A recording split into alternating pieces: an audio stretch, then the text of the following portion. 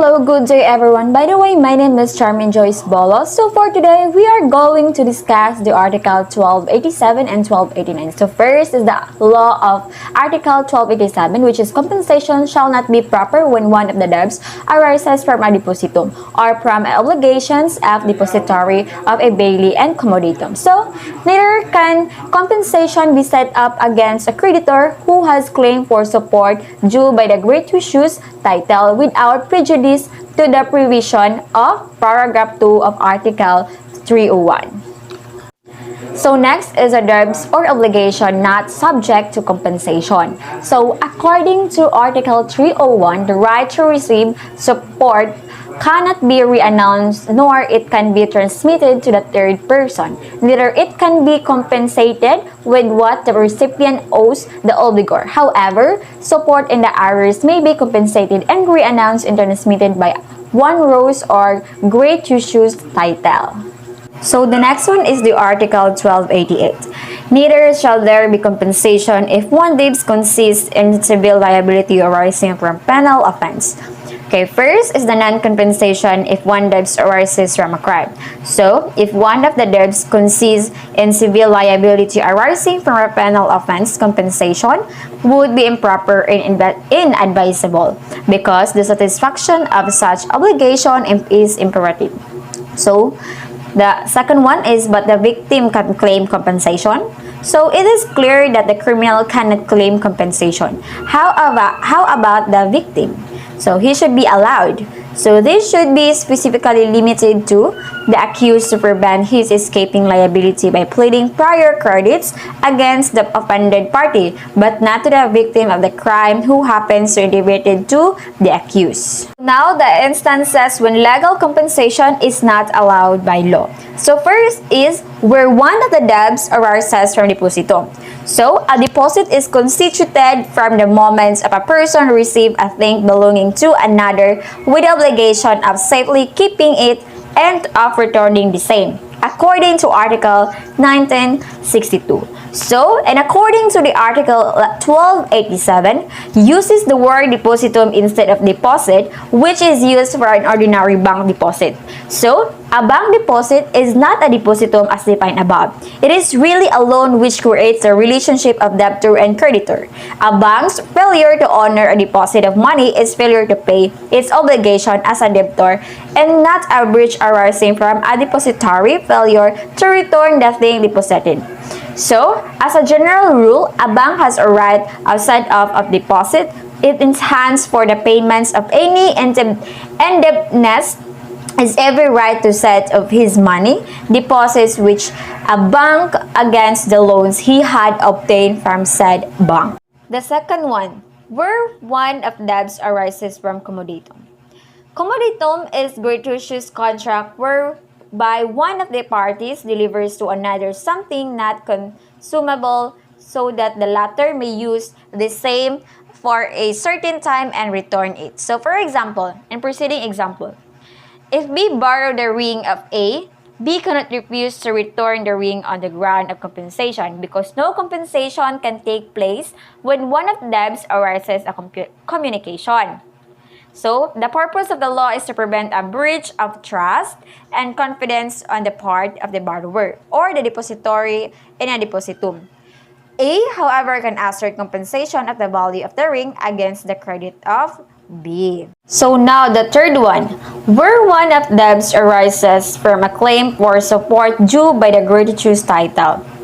So support comprises everything that is indispensable for sustenance, dwelling, clothing, medical attendance, education, and transportation, in keeping with financial capacity of the family. So for example, B is the father of A.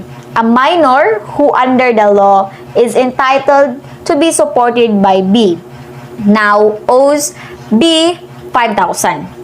So, in this, B cannot compensate his obligation to support A by what A owes him because the right to receive support cannot be compensated when the recipient is A was owes the obligor B.